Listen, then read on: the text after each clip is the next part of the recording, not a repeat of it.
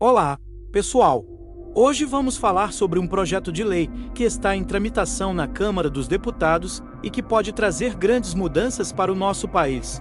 É o projeto de lei 4068 de 2020, proposto pelo deputado Reginaldo Lopes, filiado ao Partido dos Trabalhadores pelo Estado de Minas, que determina a extinção do papel moeda no Brasil. Segundo o texto, todas as transações financeiras seriam realizadas apenas em meio digital, e a posse de cédula seria permitida apenas para fins de registro histórico. Ou seja, esse será o fim do dinheiro em papel, como conhecemos. O que propõe o projeto de lei 4068 de 2020? Esse projeto tem como objetivo acabar com o uso de dinheiro em papel, tornando todas as transações financeiras digitais. Ele também proíbe a produção, circulação e uso de notas com valor superior a R$ 50 por até um ano após a aprovação da lei. E para as cédulas de valor inferior, esse prazo seria de até 5 anos. Além disso, a Casa da Moeda do Brasil passaria a ter a responsabilidade de desenvolver tecnologias para facilitar essas transações financeiras. Quais os possíveis riscos envolvidos? Lembre-se que não há almoço de graça. Apesar das intenções do projeto serem positivas, é importante entendermos os riscos envolvidos nessa mudança drástica. Primeiro risco: exclusão de pessoas sem acesso à tecnologia. Nem todos os brasileiros têm acesso fácil à internet ou possuem habilidades avançadas em tecnologia. A extinção do papel moeda pode deixar algumas pessoas em situação de vulnerabilidade financeira sem meios para realizar transações básicas, como compras em estabelecimentos que não aceitam pagamentos digitais. Já parou para se perguntar e se por acaso eu encontrar num determinado momento que eu quiser fazer uma doação a uma pessoa em situação de extrema pobreza? Como fareis se não há mais dinheiro em papel? Segundo risco: possíveis problemas técnicos e falhas no sistema. A transição para um sistema totalmente digital pode estar sujeita a problemas técnicos, quedas de energia ou ataques cibernéticos, o que poderia causar interrupções nas transações e comprometer a economia. Terceiro risco: privacidade e segurança das informações. Ao centralizar todas as transações em meios digitais, existe o risco de violações de privacidade e segurança. É importante garantir que os dados dos usuários estejam protegidos contra o acesso não autorizado. Quarto risco: o aumento da exclusão social. Pessoas mais idosas ou com pouca familiaridade com a tecnologia podem se sentir excluídas do sistema financeiro, o que pode dificultar sua participação na sociedade e na economia. Quinto risco: dependência de instituições financeiras. Com a extinção do papel moeda, nossa economia ficaria mais dependente das instituições financeiras, o que poderia limitar a autonomia das pessoas sobre seus próprios recursos. Sexto risco: vigilância governamental e controle sobre as pessoas.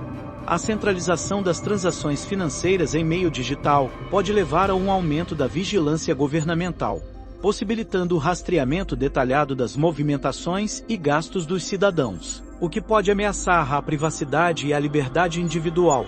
Um exemplo perfeito é o crédito social chinês.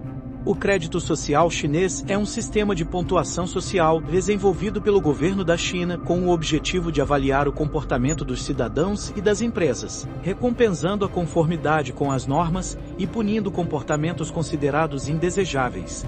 Esse sistema utiliza uma vasta quantidade de dados coletados por meio de tecnologias de vigilância, como câmeras de reconhecimento facial, além de dados de transações financeiras e comportamentais.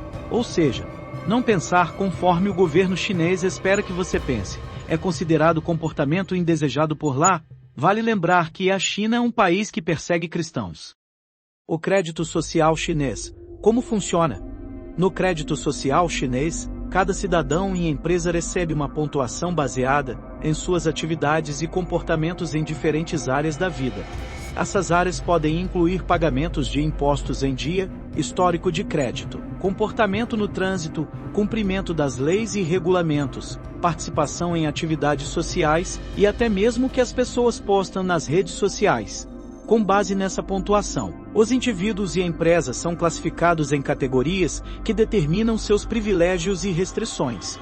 Por exemplo, uma pessoa com alta pontuação de crédito social pode ter acesso a benefícios, como descontos em transporte público e serviços financeiros mais favoráveis. Por outro lado, aqueles com baixa pontuação podem enfrentar penalidades, como restrição de viagens ou acesso a empréstimos, e até mesmo serem excluídos de certas oportunidades sociais. Se o projeto de lei 4068 de 2020 for mal implementado ou utilizado de forma abusiva, há o risco de o Brasil seguir um caminho semelhante ao do crédito social chinês, resultando em um sistema de controle social intrusivo e potencialmente opressor. Vejamos alguns riscos. Vigilância em massa. Assim como na China, a digitalização completa das transações financeiras poderia permitir uma vigilância em massa do governo sobre os cidadãos, monitorando suas atividades econômicas e financeiras em tempo real. Uso político e manipulação. O governo poderia utilizar as informações coletadas para moldar comportamentos e punir aqueles que expressam opiniões políticas ou críticas ao governo. Perda de privacidade. A concentração de dados financeiros e pessoais em uma única plataforma poderia levar a violações de privacidade e roubos de dados, ameaçando a segurança dos cidadãos. Exclusão social. Pessoas com baixa pontuação de crédito, por motivos não necessariamente relacionados a questões criminais, poderiam ser estigmatizadas e excluídas socialmente, limitando suas oportunidades e acesso a serviços essenciais.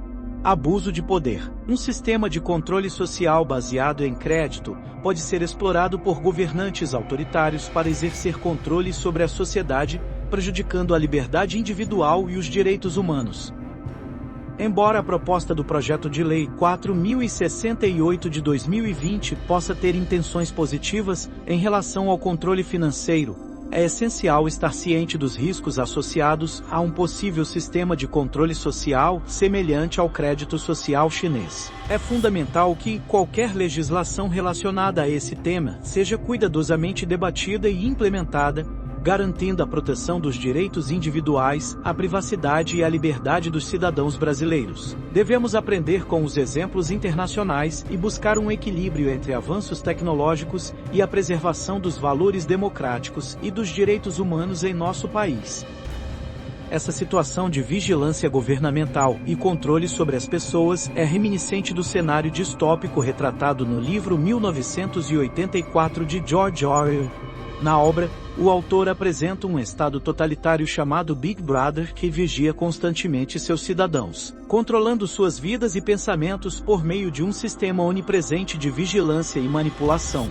Assim como no livro, a extinção do papel moeda e a adoção total de transações digitais poderia dar ao governo uma ferramenta poderosa para exercer controle sobre a população. A capacidade de rastrear cada movimento financeiro dos cidadãos poderia ser usada para moldar comportamentos, limitar liberdades individuais e até mesmo silenciar a oposição política, criando uma sociedade em que a privacidade e a autonomia são sacrificadas em prol de uma suposta segurança.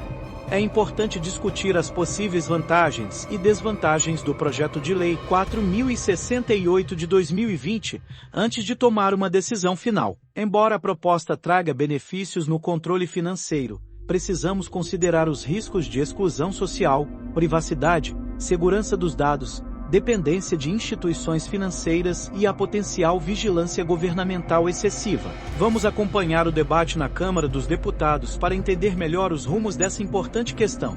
Obrigado por assistir e até a próxima!